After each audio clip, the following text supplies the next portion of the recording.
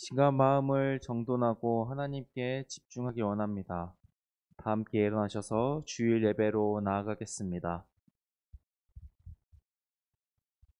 너희 몸은 너희가 하나님께로부터 받은 바 너희 가운데 계신 성령의 전인 줄을 알지 못하느냐. 너희는 너희 자신의 것이 아니라 값으로 산 것이 되었으니 그런즉 너희 몸으로 하나님께 영광을 돌리라. 아멘.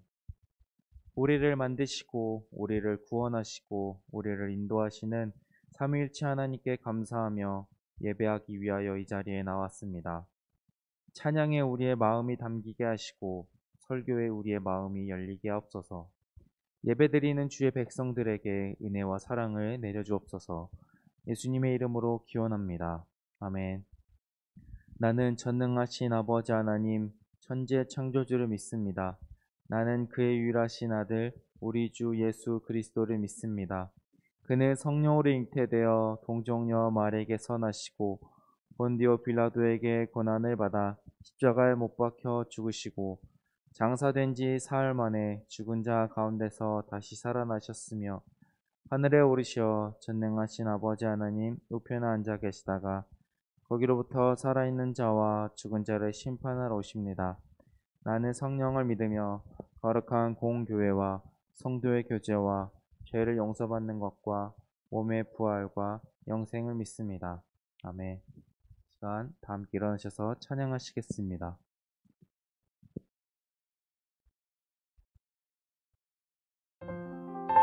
우리의 몸과 마음을 하나님께 집중하며 하나님께 올려드리는 시간 되길 바랍니다.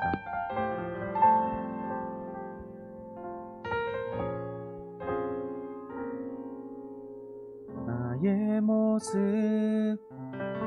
나의 소유 주님 앞에 모두 드립니다. 모든 아픔 모든 기쁨 내 모든 눈물 받아주소서. 나의 모습 나의 소유 주님 앞에 모두 드립니다. 모든 아픔 모든 기쁨 내 모든 눈물 받아주소서. 나의 생명을 드리니 주 영광 위하여 사용하옵소서. 내가 사는 날 동안에 주를 찬양하며 기쁨의 제물 되리. 나를 받아주소서.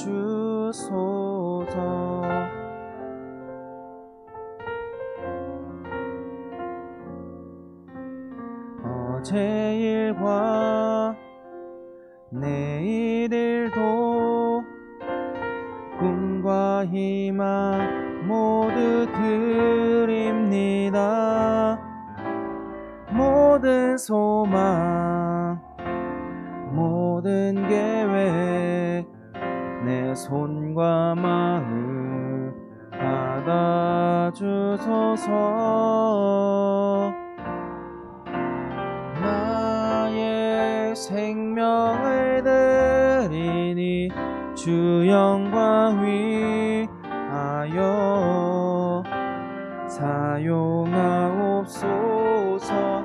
내가 사는 날 동안에 주를 찬양하며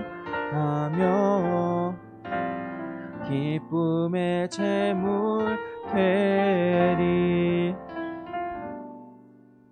나를 받아주소서.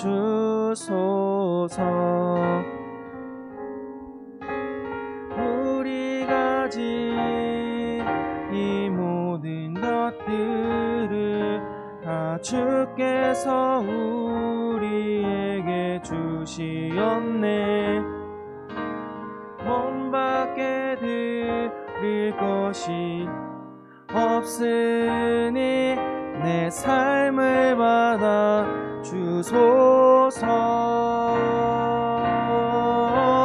나의 생명을 드리니 주 영광 위하여 사용하옵소서. 내가 사는 날 동안에 주를 찬양하며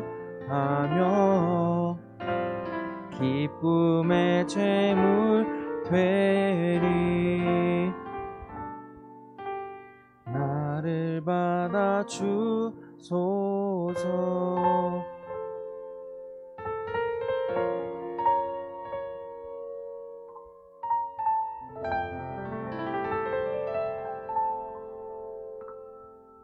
아멘.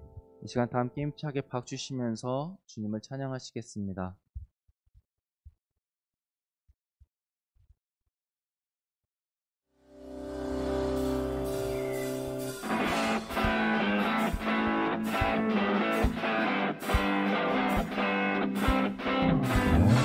우리의 믿음을 따라 걸음마다 주님을 따라가길 소망합니다.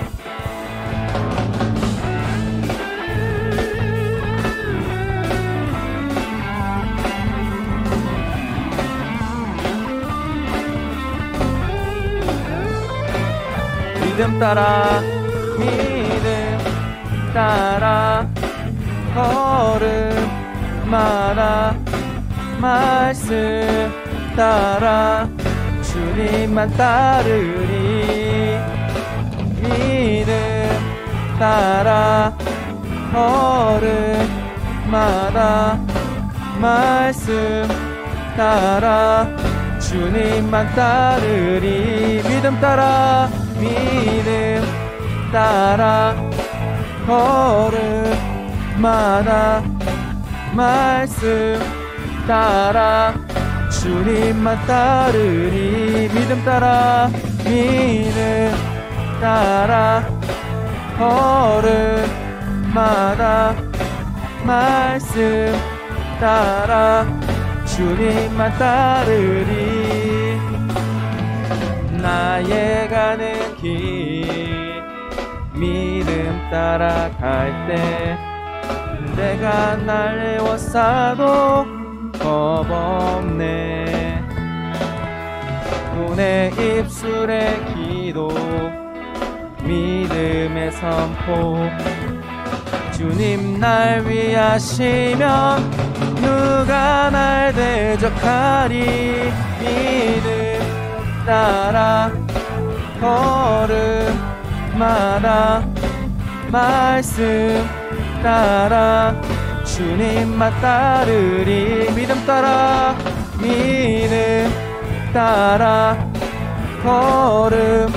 걸음마다 말씀 따라 주님만 따르리. 나의 가는 길 나의 가는 길 믿음 따라갈 때 군대가 날려왔어도 겁없네.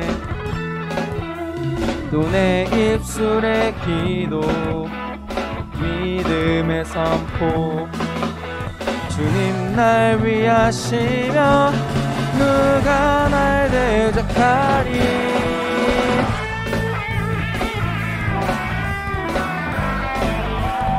우리의 믿음이 걸음이 주님을 따라가는 우리가 되길 간절히 소망하며 우리의 발길이 말씀 따라 사는 삶 되길 소망합니다.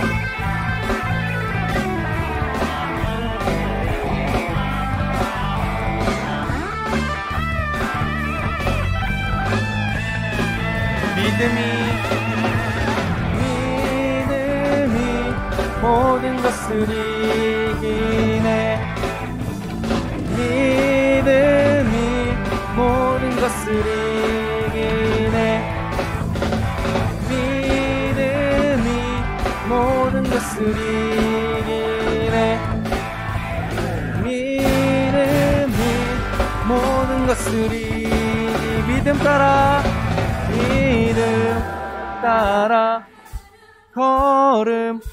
걸음마다 말씀 따라 주님만 따르리. 믿음 따라 걸음마다 말씀 따라 주님만 따르리. 믿음 따라 걸음마다 말씀 따라 주님만 따라 마지막으로 믿음 따라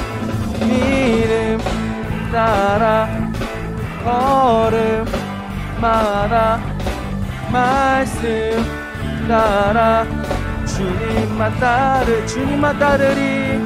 주님만 따르리. 주님만 따르리.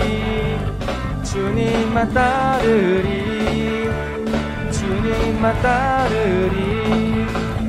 주님만 따르리. 주님만 따르리.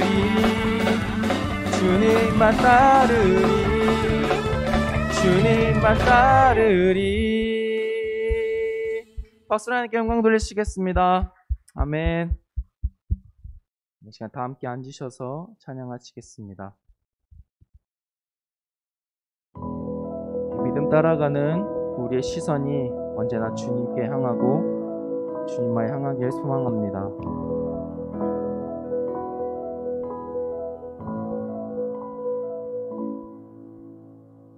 내게로부터 눈을 들어 주를 보기 시작할 때 주의 일을 보겠네. 내 작은 마음 돌이키사 하늘을 꿈꾸게 하네. 주님을 볼 때 내게로부터 눈을 들어 주를 보기 시작할 때 주의 일을 보겠네. 내 작은 마음 돌이키사 하늘에 꿈꾸게 하네. 주님을 볼 때 모든 시선을 주님께 드리고 살아계신 하나님을 느낄 때 내 삶은 주의 역사가 되고 하나님이 일하기 시작하네.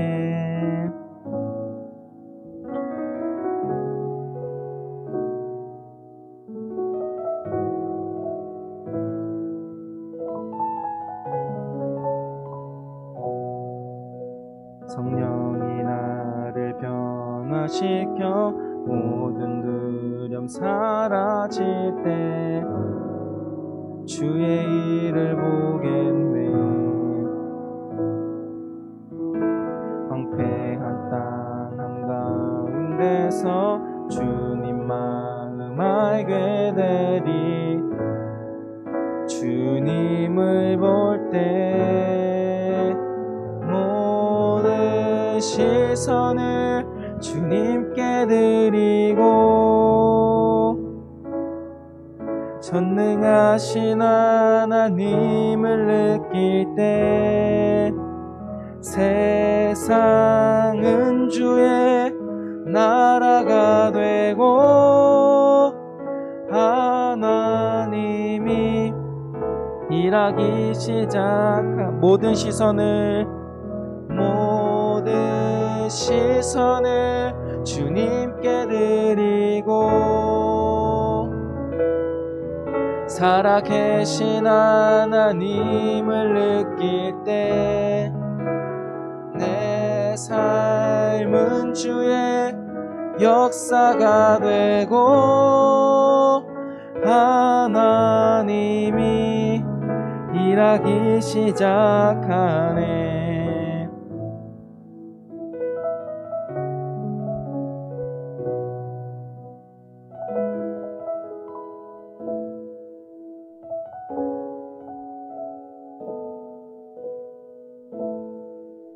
주님의 영광 임하네. 주 볼 때 주님의 영광 임하네. 주 볼 때 주님의 영광 주님의 영광 임하네. 주 볼 때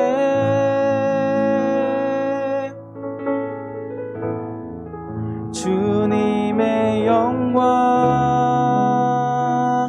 임하네.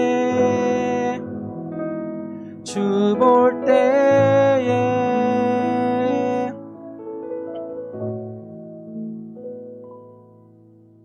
모든 시선을 주님께 드리고 전능하신 하나님을 느낄 때 세상은 주의 나라가 되고 하나님이 일하기 시작하네.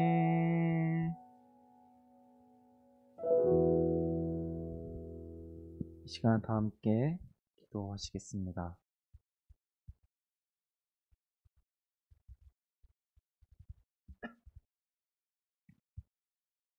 기도하시겠습니다. 하나님 아버지, 우리의 오늘 허락하시고 거룩한 주일 예배 자리에 나와 예배드리게 하시고 또한 주님을 만나게 하시고 우리가 모이게 하심에 감사드립니다. 하나님, 우리가 교회에 있든 또 우리의 가정에서 예배를 드리든 그 어느 곳에 있든 우리가 예배자임을 잊지 않게 하여 주시고 우리의 마음이 언제나 신령과 진령으로 예배드리는 우리 모두 되게 하여 주셔서 하나님, 코로나가 장기화됨에 따라 우리의 마음이 또한 우리의 믿음이 작아지고 연약해졌습니다. 하나님, 그렇지만 코로나보다 강하신 주님을 바라보며 우리의 삶의 주관자 되시며 역사의 주관자 되시는 하나님을 바라보며 우리의 시선이 우리의 마음이 온전히 주님께 향하게 하여 주셔서 하나님, 우리의 발걸음이 믿음을 따르게 하여 주시고 말씀을 따르는 그 삶 위에 하나님의 축복이 가득하며 하나님의 은혜가 넘치는 우리 삶 되게 하여 주셔서 하나님, 우리 친구들 공부하는 중에 있습니다. 우리가 배우고 또한 공부하며 익히는 모든 과정이 하나님께서 주시는 삶임을 기억하며 그 삶 가운데 최선을 다하며 감사하며 또 우리가 마땅히 가야 할 길을 걸어가며 그 하나님께서 우리에게 원하시는 삶이 무엇인지, 학생으로의 삶이 무엇인지 돌아보며 우리가 이 세상을 위하여, 나를 위하여가 아닌 하나님을 위하여 살아가며 공부할 수 있는 우리 학생들 되게 해주셔서 하나님, 우리 선생님들 각자 일터에서 각자 상황 가운데 치열하게 살아가고 계십니다. 그 삶의 자리 가운데에 그리스도의 향기가 나타날 수 있도록 도와주시옵고 주의 말씀이 살아 움직여서 그 주의 사랑이 이웃에게 또한 상대방에게 흘러넘칠 수 있는 거룩한 우리 선생님들 되게 하여 주옵소서. 하나님, 이 시간 말씀을 듣습니다. 우리에게 주시는 이 말씀이 하나님의 말씀으로 우리에게 심겨지게 하여 주시고 이 말씀을 통하여 주님을 만나고 또한 말씀을 따라 사는 우리 모두 되게 하여 주셔서 예수님 이름으로 기도합니다. 아멘.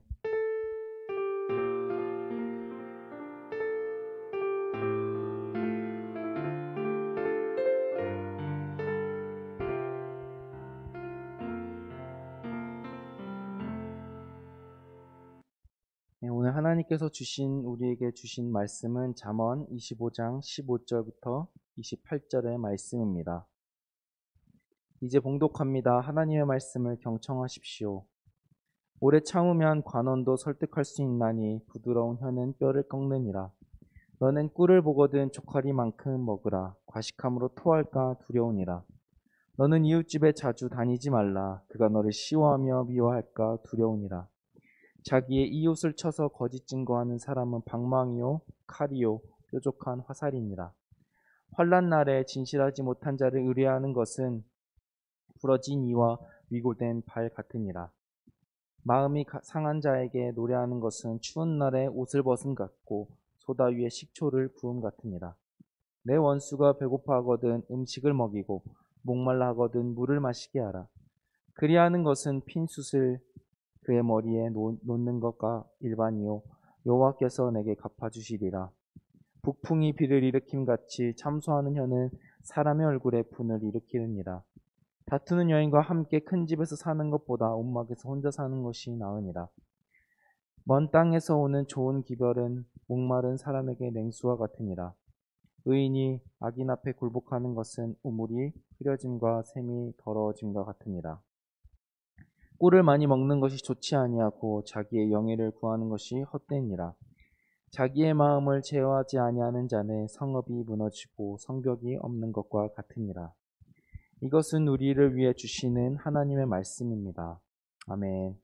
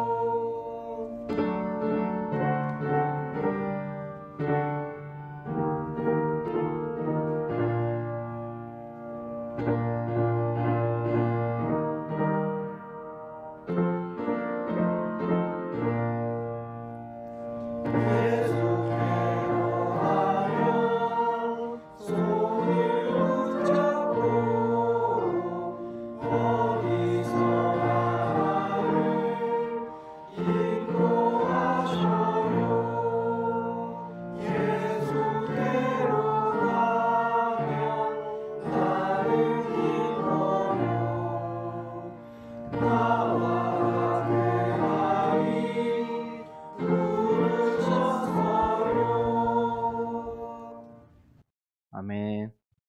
오늘은 잠언 25장 15절에서 28절의 말씀으로 적당히 살자라는 제목으로 말씀을 나누겠습니다. 보통 절제라고 했을 때 우리가 떠오르는 것이 여러 개 있는데 그 중에 아마 시험 그리고 시합 이렇게 생각이 날 겁니다. 학생은 시험에서 더 좋은 점수를 받기 위해 또한 수험생은 시험에 합격하기 위하여 자신이 즐거운 핸드폰, 게임, TV 등등의 즐거움을 절제하고 운동선수는 시합에서 더 좋은 성적, 결과, 기록을 내기 위해 음식, 그리고 취미, 휴식까지도 절제하는 모습을 우리는 알고 있습니다. 이처럼 절제가 시험이나 시합, 특정 누구에게만 해당되는 것 같이 보이지만 사실 절제는 우리 모두에게 해당되며 우리의 일상에서도 자주 쓰이는 단어이고 우리 주변에서 자주 볼 수 있습니다. 일상생활에서 절제하지 못했던 저의 이야기를 부끄럽지만 한번 해보겠습니다. 큰 누나 결혼식 때 일입니다. 결혼식이 끝나고 연회장 뷔페에서 이것저것 음식을 먹습니다. 배가 불러오는데도 계속 먹었습니다. 평소 먹던 양보다 더 먹었고, 이제 가족이 결혼하다 보니까, 큰 누나가 결혼하다 보니까 정장을 입고 있는 때라 소화가 더 잘 안 되는 상황이었습니다. 그 상황에서 계속 먹고 소화는 잘 안 되고 그러다가 이러면 안 되겠다 해서 화장실로 갔습니다. 화장실로 가서 어떻게 됐을까요? 화장실에 가서 저는 그날 먹은 음식을 확인하고 나왔습니다. 무슨 말인지 알죠? 자기가 먹은 음식 확인하고 나왔다는 말이 어른들은 다 아시는 것 같은데 저는 그날 무엇을 먹었는지 다 눈으로 보고 나왔습니다. 이 일을 이제 가족한테 말하니까 이제 부모님이랑 누나들에게 한 소리를 들었습니다. 부끄럽지만 저는 이런 행동을 왜 한 걸까요? 예, 평소에 음식을 못 먹어서 이렇게 한 걸까요? 아니면 나이가 어려서 판단이 잘 서지 않아서 그냥 닥치는 대로 먹어서 이렇게 된 걸까요? 사실 둘 다 아닙니다. 저는 저희 부모님 세대처럼 막 가난한 상황 속에서 자라지도 않았을 뿐더러 이 일, 제 큰 누나가 결혼했던 이 일은 뭐 10년, 15년 전이 아니라 불과 5, 6년 전 이야기입니다. 참 미련하면서 절제하지 못했던 저의 과거이기도 하고 사실 이렇게 절제하지 못하는 모습 또한 우리의 일상에 아주 곳곳에 숨어 있습니다. 저는 먹는 것을 절제하지 못해서 배의 통증과 소화되지 못하는 어려움을 겪었지만 저 한 사람으로 어려움이 끝났고 아주 작은 일로 끝나게 되었습니다. 그런데 절제하지 못했을 때는 이웃에게 피해를 주지 못할 때도 있고 그 피해가 어마어마하게 큰 경우도 더럿 있습니다. 그렇게 우리는 늘 조심하며 절제하며 살아야 합니다. 그렇기 때문에 선생님, 부모님, 학교에서는 여러분에게 계속 절제하라라고 말하고 있는 겁니다. 오늘 본문은 앞서서 계속 말했던 이 절제와 관련된 본문입니다. 그럼 절제란 과연 무엇일까요? 사전적인 뜻은 이렇습니다. 정도에 넘지 않도록 아니하도록 알맞게 조절하여 제한함. 사실 이 뜻 자체는 그렇게 어렵지 않고 뭐 우리가 예상한 대로 절제의 뜻과 비슷한데 이거를 이제 행동으로 삶으로 절제하는 것은 그리 쉬운 행동은 아닙니다. 정도를 벗어나지 않도록 조심하고 주의하라는 게 절제의 뜻인데 세세하게 보면 절제에는 10번 하던 거를 뭐 5번 혹은 2번, 뭐 1번 이렇게 줄이는 식의 횟수나 강도를 줄이는 절제가 있고 어떤 행동을 하냐 마냐 양자택일의 절제도 있을 겁니다. 또한 자신의 마음이나 감정, 생각을 드러낼 때 취해야 할 태도인 그 절제도 있을 겁니다. 이렇게 절제에는 다양한 경우가 있는데 절제하지 못했을 때 아까 말했던 것처럼 저처럼 그냥 개인이 아프고 아주 작은 일로 끝날 수 있지만 절제하지 못했을 때 심한 경우에는 이웃에게 피해를 주기도 하고 큰 피해가 일어나기도 하고 심한 경우에는 감옥에 가거나 벌금을 낼 수도 있습니다. 그리고 신앙적으로 볼 때는 절제하지 못했을 때 본문에서는 죄라는 단어가 명시되어 있진 않지만 하나님 앞에서 죄인 경우도 있습니다. 그렇기 때문에 우리는 계속해서 절제를 하며 살아가야 합니다. 본문을 보면 첫 번째 이제 분노에 관한 이제 말씀인데 여러분은 이제 화가 날 때 잘 참나요? 아니면 그냥 화가 나는 대로 화를 내는 성격인가요? 저를 어떻게 보실지 모르겠지만 저는 약간 화를 잘 내는 편인 것 같습니다. 뭐 그렇다고 제가 분노 조절 장애 있는 것처럼 뭐 시도 때도 없이 화를 내고 그런 건 아닌데 지난달에 제가 이제 잠언의 설교 우리가 계속해서 잠언 설교를 하는데 잠언의 설교를 하면서 제가 지난달에 이제 늘 유순한 말과 지혜로운 말을 하지 못한다라고 했는데 이 경우가 딱 그 경우입니다. 화를 내고 나면 시원할지 몰라도 끝내 후회하게 되고 상대방의 기분을 상하지 않게 할 거리라는 생각이 많이 듭니다. 여러 번 그런 경우가 있었고 친구들 중에서도 아마 그런 경우를 경험한 친구들도 있을 겁니다. 15절을 보면 관원이라는 특정한 직업 단어가 나오는데 사실 화를 내지 않고 부드러운 혀, 이 15절의 관계는 관원뿐만 아니라 모든 사람에게 통용되는 말입니다. 화를 참게 되면 부드러운 혀로 지혜롭게 언중유고를 할 수 있으며 그로 인해 상대방을 설득할 수 있다라고 잠언은 우리에게 가르쳐 주고 있습니다. 16절과 27절 앞부분은 굉장히 읽으면서 많이 찔렸습니다.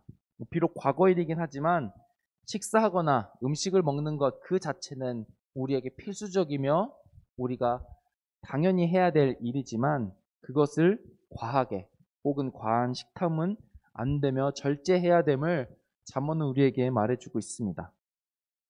그 다음에 나오는 17절에 나오는 이제 이웃집에 자주 다니지 말라라는 구절이 나옵니다. 이 말은 우리식으로 표현하면 이웃집, 사실 요즘에 이웃집이 누가 사는지도 잘 모르죠. 이웃집에 자주 다니지 말라는 말은 이는 이제 친구, 친한 관계여도 절제가 있어야 함을, 절제가 필요해야 함을 말하는 구절입니다. 친구들은 아직은 그럴 경험이 없을 텐데 대학생이 되고 성인이 되면 지금은 코로나 때문에 하지 못하지만 이제 동성 친구와 많은 여행을 떠납니다. 해외로 가기도 하고 국내로 하든 멀리 유럽을 가기도 하든 저도 대학생이 되고 이제 친구랑 일본 여행 갔던 게 기억이 나는데 다는 아니지만 여러 경우 친구와 다투는 경우를 종종 들을 수 있습니다. 여행을 간다는 것, 나와 친구가 해외로 여행을 가면 국내 같은 경우는 친구와 싸우고 짜증이 나면 돌아오면 그만이지만 외국은 그럴 수가 없습니다. 친구들도 외국을 가봐서 알 수 있죠. 그런데 친한 친구와 며칠 밤을 자고 먹고 여행하고 걷고 이렇게 생활합니다. 그런데 친한 친구여도 분명 나와 맞지 않는 부분이 있고 서로 이해하지 못하는 상황이 생겨나기도 합니다. 친구들도 학교나 학원, 집에서 놀 때 그런 경우 있지 않습니까? 이건 제 얘기 아니라 제 친구 얘기인데 제 친구가 자기 친구랑 유럽 여행을 갔다고 합니다. 유럽 여행을 갔는데 그러다가 이제 트러블이 생겼습니다. 어떤 이유의 트러블이었는지는 말해주지 않았는데 트러블이 생겼는데 문제가 생겼는데 외국으로 여행한 것이기 때문에 집으로 돌아올 수 없는 상황이죠. 그래서 어쩔 수 없이 한 숙소에서 한 방에서 묵어야 했습니다. 제 친구가 그때 상황을 회상하며 했던 말이 무엇이냐면 이제 친구 옆에서 자기 친구가 이제 옆에서 자고 있는데 숨 쉬는 것 자체도 싫다. 내 옆에서 숨 쉬는 그 숨소리도 싫다라고 말했던 친구의 말이 기억납니다. 이처럼 친구랑 여행 그리고 친구랑 이렇게 여러 생활을 하면서 분명 절제하며 지켜야 될 선이 있음을 우리는 기억해야 합니다. 이처럼 친구라고 해도 가까운 존재라고 해도 그 사람은 내가 아니고 나와 맞지 않는 부분이 있기에 관계 안에서 어느 정도 서로는 절제하며 말을 바꾸면 배려해야 한다는 겁니다. 그리고 이러면 안 되지만 아무리 친한 친구여도 18절, 19절과 같이 배반, 배신이 일어날 수 있습니다. 나와 관련 없고 내가 믿지 않는 대상이라면 배반이라는 단어 자체가 성립할 수도 없고 일어날 수도 없습니다. 배반은 믿었던 사람에게 당하는 겁니다. 배반을 당하게 되면 그 상실감과 허무함은 이루 말할 수 없습니다. 그렇기에 우리는 절제하며 또한 배려하며 더 나아가서는 분별력 또한 필요하며 반대로 나 또한 상대방에게 있어서 그렇게 절제할 줄 알며 배반과 같은 거짓 행동을 해서는 안 된다는 겁니다. 20절의 경우는 이제 상대방의 상황이나 이제 조건, 생각을 고려하지 않고 내가 하고 싶은 대로 행하는 이기적인 그리고 예의 없는 행동입니다. 20절을 읽어보면 알겠지만 사실 비정상적인 일입니다. 마음이 상한 자 앞에서 노래한다는 것 자체가 비정상적인 일이고 말도 안 되고 상식적으로는 말이 안 되는 상황입니다. 사실 이거는 은유적인 비유적인 표현일 수 있지만 사람이라는 거는 관계라는 거는 굉장히 독특하고 특이해서 어려운 상황에 놓인 슬픈 상황에 놓인 나, 이웃 상대방 친구에게 위로는 해주지 못할 망정 자기 자랑을 한다든지 빈정상하는 말을 한다든지 별것 아닌 일로 치부한다든지 이런 일을 왕왕 볼 수 있습니다. 아마 친구들 중에서도 그런 일을 우리 선생님들 중에서는 그런 경험을 해보셨을 거라 생각이 드는데 우리 친구들 중에서는 이런 일을 경험했는지 모르겠지만 앞으로 어떤 일을 만나든 우리 상대방의 친구가 아프고 슬픈 일이 있을 때 진심으로 위로하며 나를 절제한 나의 생각과 나의 마음이 아닌 사랑의 마음으로 위로해 줄 수 있는 우리 친구들이 되길 바랍니다. 여러분에게는 원수가 있나요? 원수? 사실 원수라는 단어가 우리가 잘 알고 자주 쓰이긴 하지만 뭐 지금 15년, 14년, 16년 살면서 원수라는 관계 자체를 맺는 게 굉장히 어려운 일이라고 생각이 됩니다. 선생님들은 긴 삶을 살면서 원수 같은 사람, 그 사람만 생각하면 부들부들 떨리는 경우가 있을 거라 생각이 되는데 우리 친구들은 그렇게까지 막 치를 떨면서 막 싫어할 사람 없을 것 같은데 그렇게 뭐 영화나 드라마, 뭐 책이나 애니에서 봤던 주인공들의 원수를 한번 생각해 봅시다.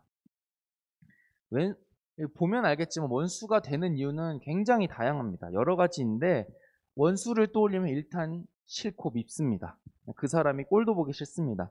그리고 그 감정이 깊어지면 복수를 하고 싶다는 생각이 들기도 하고 그 사람이 잘 안 됐으면 하는 생각이 들 때도 있습니다. 그렇게 싫고 미운 원수가 내 앞에서 배고파하고 목말랍니다. 그러면 보통의 경우는 잘 됐다, 속 시원하다, 사이다 같다 라는 말을 할 겁니다. 말을 하지 않더라도 그런 생각을 할 겁니다. 그런데 성경은 그런 배고프고 목마른 원수에게 음식을 주고 물을 주라고 합니다. 여러분은 할 수 있나요? 원수에게 음식을 준다는 게 친구들을 지금 나이가 어려서 그런 관계가 없겠지만 나이가 먹고 나이가 들고 성인이 되고 원수 같은 사람을 만났을 때 원수에게 베푼다. 이게 쉬운 일일까요? 그럼 선생님들, 우리 친구들보다 최소 3-4배는 더 사셨을 우리 선생님들, 원수에게 베푸는 게 쉬운 일인가요? 네. 아까도 말했지만 거의 불가능에 가까운 일입니다. 이처럼 원수에게 베푼다는 것은 정말 어려운 일입니다. 하지만 잠언은 줄이고 목마른 원수에게라도 음식과 물을 주라고 합니다. 그 이유와 원인은 22절에 나옵니다. 22절에 나오는 이유를 구약인 시편과 연결해서 원수에게 내가 선을 베풀었을 때 하나님께서 그를 심판해 주시겠다라는 그 내용으로도 해석할 수는 있습니다. 그렇게 볼 수도 있지만 한 번 더 생각해 보면 머리에 핀 숯을 놓는다라는 의미는 내가 그 원수에게 베풀었던 그 행동으로 말미암아 원수가 회개하고 돌이킬 수 있는 기회를 준다라는 의미입니다. 내가 원수를 용서하지 않고 원수에게 베풀지 않고 계속 복수심과 싫어하는 마음만 있다면 그 관계는 그리고 그 사람은 돌이키고 회복할 수 없는 관계가 되고 사람이 됩니다.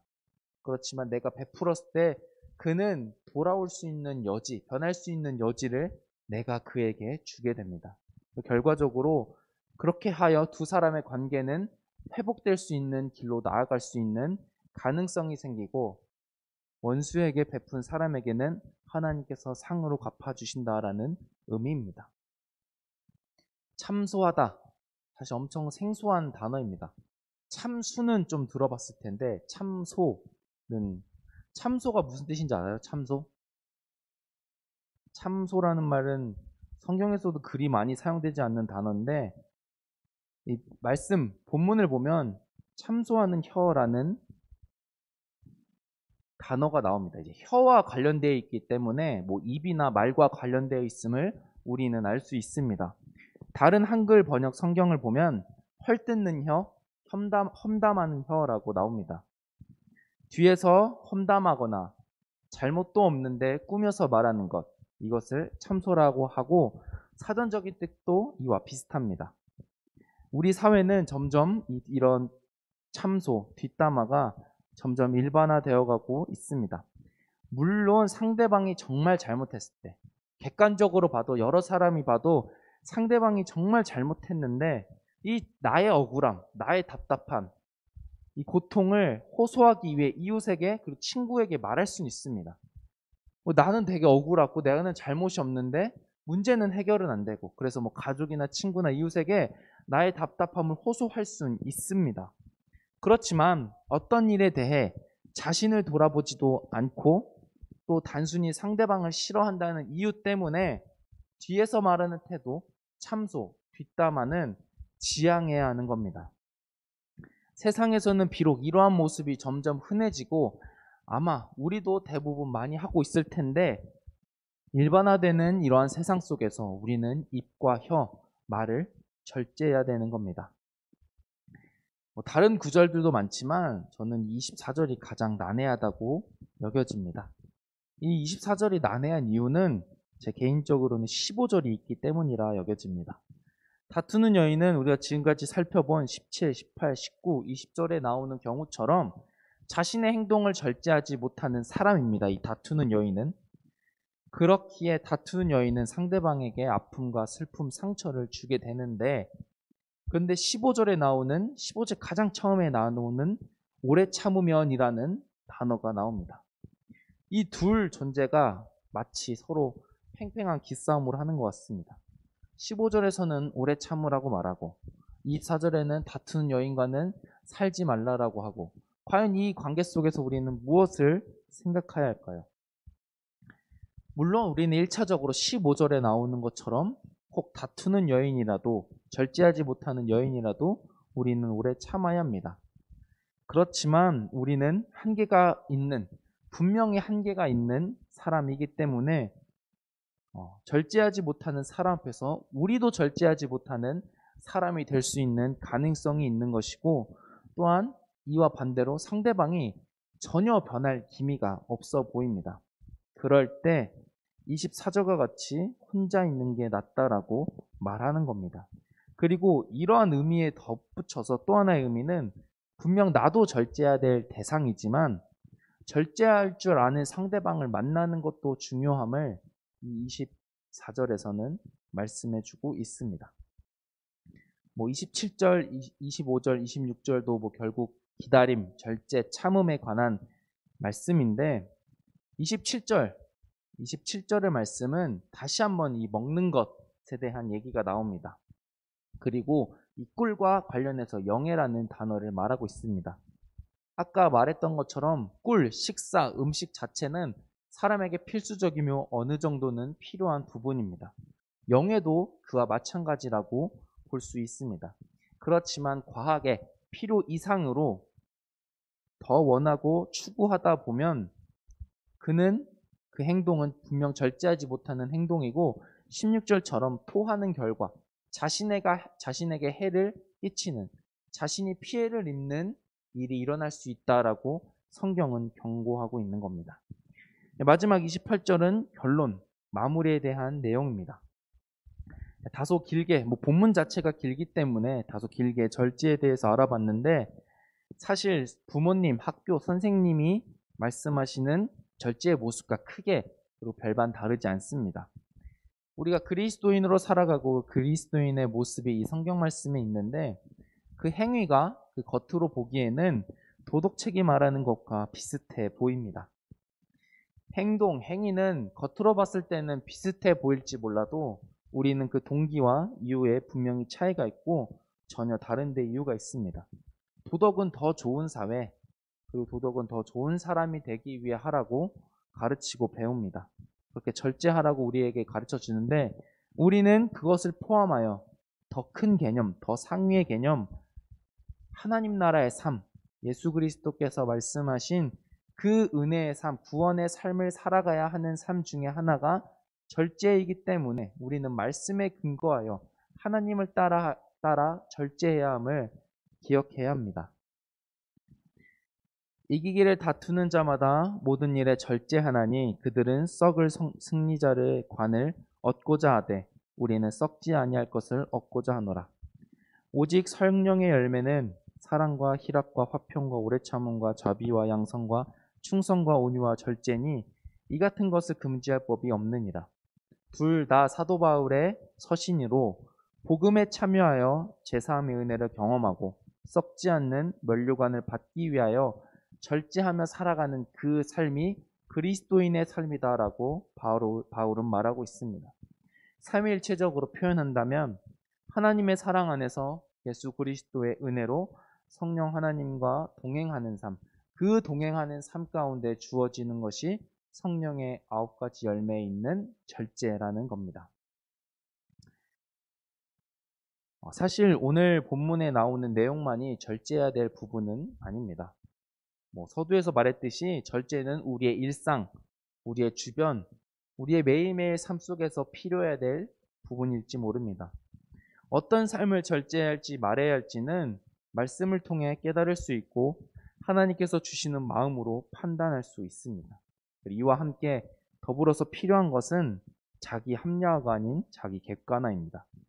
절제의 영역을 내가 정하고 있는 것은 아닌지, 정말 하나님이 원하시는 절제의 모습인지 철저하게 또한 정직하게 나를 돌아봐야 한다는 겁니다. 그리고 절제는 우리가 어떻게 해야 되고 우리가 참고 인내하고 해야 되는 것처럼 보이지만 근본적으로는 갈라디아에서 말씀처럼 하나님을 의지했을 때 주어지는 성령의 열매, 성령의 도움임을 우리는 기억해야 합니다. 그럴 때 우리는 절제하며 또한 배려하며 사랑하며 살아갈 수 있게 됩니다. 설교 제목, 적당히 살자라는 말입니다. 지금까지 쭉 설교에서 말한 내용과는 뭔가 맞지 않아 보이는데 여기서 말하는 적당히는 오해하지 말아야 되는데 정말 웃긴 게 이 적당이라는 단어를 이제 사전에 찾아보면 두 가지 뜻이 나옵니다. 두 가지 뜻이 나오는데 어떻게 한 단어 안에 이렇게 반대될 수 있는, 상충될 수 있는 단어가 뜻이 있을 수 있을까라는 생각을 하게 됩니다. 우리가 보통 적당이라고 했을 때 이 두 번째 뜻을 생각합니다. 엇비슷하게 요령 있게, 쉽게 말하면 대충이 될 수 있죠. 우리가 보통 적당히 해, 적당히 해 하면 사실 적당히 어느 정도 구색을 갖춰서 대충 하라는 의미로 많이 사용됩니다. 우리도 그렇게 많이 하고 있죠. 근데 제가 설교 말씀과 오늘 말씀에서 말하고 싶은 적당히는 1번의 뜻입니다. 적당히, 정도에 알맞게 살아가라는 얘기입니다. 그리고 아까 이 적당히 1번에 있는 이 정도와 이 절제 안에 있는 정도는 같은 의미입니다. 결코 저는 여러분에게 대충 얼버무려서 구색을 갖춰서 살라고 말하는 게 아닙니다. 사실 1번의 뜻으로 적당히 사는 것은 굉장히 어렵습니다. 정도가 무엇인지도 알기 힘들 뿐더러 이 정도를 지키며 절제하며 사는 것은 더더욱 어렵기 때문입니다. 적당히 정도를 따라 그 정도의 기준은 내가 아니고 세상이 아니라 하나님임을 기억해야 하며 정말 사전적인 뜻대로 정말 적당히, 제발 적당히 살아가는 그리스도인 되길 간절히 소망합니다. 지금 함께 찬양하시면서 기도하시겠습니다.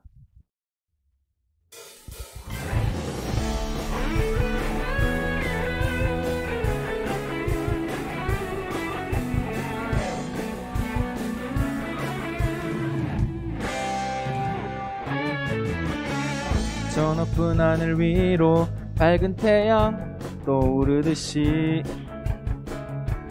주저앉지 않으리. 어떤 어려움에도 주의 길을 선택하리. 빛 가운데로 걸으리. 주님을 크게 보는 믿음 가지고 세상에 나타내리라. 놀라운 주의 사랑을.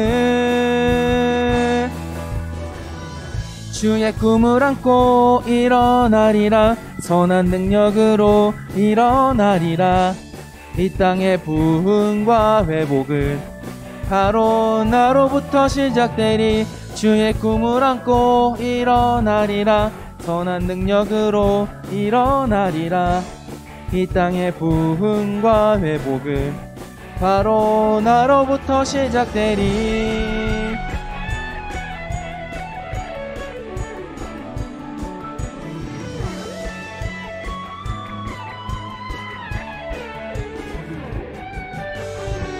주의 꿈을 안고 일어나리라. 선한 능력으로 일어나리라. 이 땅의 부흥과 회복은 바로 나로부터 시작되리. 주의 꿈을 안고 일어나리라. 선한 능력으로 일어나리라. 이 땅의 부흥과 회복은 바로 나로부터 시작되리. 지금 함께 기도하기 원하는 것은 매 순간 주의 말씀과 마음을 기억하여 절제하고 배려하며 하나님이 원하시는 대로 정말로 적당히 살아갈 줄 아는 우리 그리스도인에게 이제 함께 기도하시겠습니다.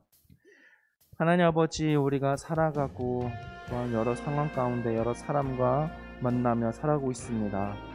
우리가 그 사람들의 관계 속에서 또 여러 가지 상황 속에서 우리가 어떻게 살아가고 있는지 우리를 돌아봅니다. 하나님께서 원하시는 그 절제의 모습으로 우리가 때로는 과하지 않을 수 있도록, 또한 반대로 부족하지 않을 수 있도록 정말 적당히 절제하며 살아갈 수 있는 정도에 알맞게 살아갈 수 있는 우리 되게 하셔서 하나님, 그리스도인으로 부름받은 우리 가운데에 하나님께서 주시는 성령의 9가지 열매를 허락하여 주시고 그 말씀대로 그 열매대로 살아갈 수 있는 우리 되게 해주시고, 그렇게 절제하며 또한 주님을 따라가며 주님의 모습을 배우고 살아갈 때에 우리를 통하여서 하나님의 사랑이 드러나며 또한 사람들이 우리를 보고 과연 원하는 것이 무엇인지, 하나님께서 원하시는 것이 보여주시기 원하는 것이 무엇인지 보여주고 나타낼 수 있는 우리 되게 해주셔서 하나님, 그리하여서 우리가 사람들에게 또 하나님께 참 그리스도인이라 인정받고 나아갈 수 있는 우리 되게 해주시옵소서. 우리가 사람들에게 사랑하며 배려하며 절제하며 이해하며 하나님의 마음으로 다가가는 우리 되게 하여 주옵소서. 하나님 아버지, 우리가 살아가는 세상 속에서 여러 사람과 여러 상황 가운데에 살아가는데 우리가 그 가운데에 주님의 마음으로 살아가며 절제하게 하여 주옵소서. 모자라지 않게 또한 넘치지 않게 정도에 맞게 하나님이 원하시고 하나님께서 뜻하신 모습대로 살아갈 수 있도록 우리를 가르쳐 주시고 인도하여 주셔서 하나님, 우리가 그 기준을, 정도를, 그 뜻을 우리 가운데에서 세상 가운데서 찾는 것이 아니라 주께서 말씀하신 그 뜻을 따라 우리가 기준을 세우며 판단하며 나아갈 수 있는 우리에게 지혜를 더하여 주옵소서. 하나님, 그리하여서 우리가 세상 사람들을 이롭게 하며 살리며 도울 수 있는 그런 아름다운 그리스도인 될 수 있도록 인도하여 주옵소서. 예수님 이름으로 기도합니다. 아멘. 이 시간 다 함께 일어나셔서 봉헌하시겠습니다.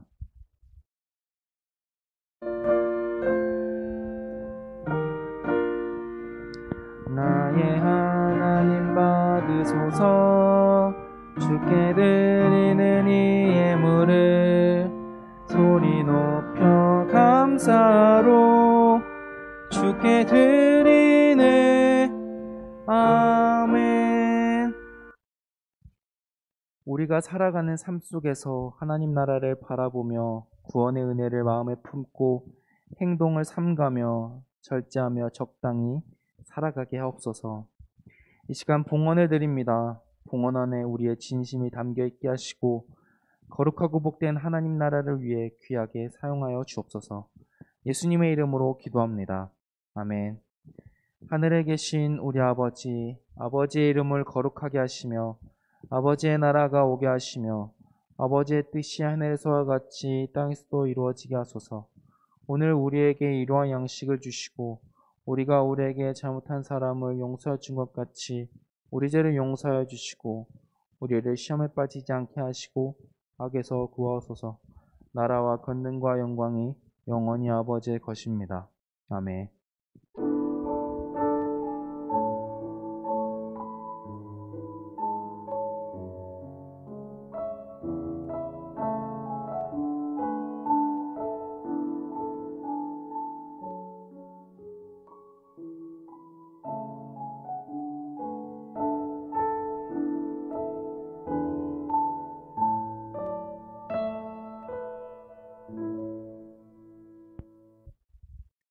권고하겠습니다.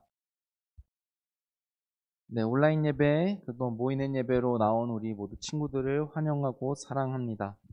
우리가 계속해서 예배 공동체임을 잊지 않고 우리가 사랑 안에, 하나님의 사랑 안에 있는 공동체임을, 지체임을 잊지 않았으면 좋겠습니다. 네, 날마다 숨 계속해서 주의 말씀 안에서 주의 말씀을 따라 살아가는 우리가 되길 바라면서 이 날마다 숨을 계속해서 날마다 기록해 주시길 바랍니다. 네, 이번 주 6월 25일 금요일 오후 8시 유튜브로 학부모 교사 기도회가 있습니다.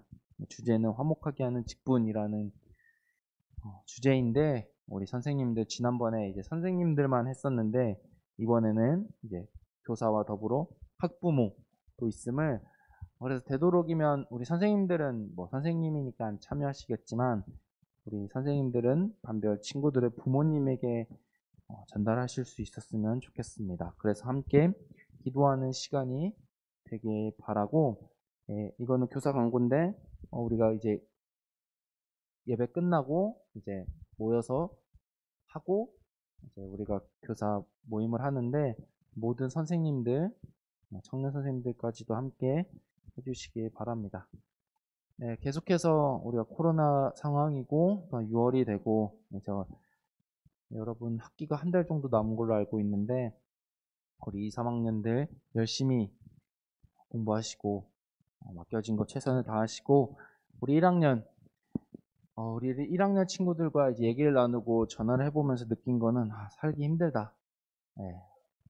학원을 뭐 그렇게 많이 다니는지, 뭐 저도 그랬을 겁니다. 저도 뭐 15년 전이라고 해도 뭐 학원이 없고 그런 건 아니었지만 정말 열심히 산다. 참 그래요. 저는 제가 그 시절을 지냈음에도 참 어렵게 산다, 힘들다라는 생각이 드는데, 그렇지만 뭐 사실 그 1학년뿐만 아니라 2, 3학년 모두가 그럴 겁니다. 우리 2, 3학년 1, 2, 3학년 모든 친구들을 응원하고 그 또한 기도하겠습니다. 한 주간 잘 지내고 우리 다음 주에도 만나요.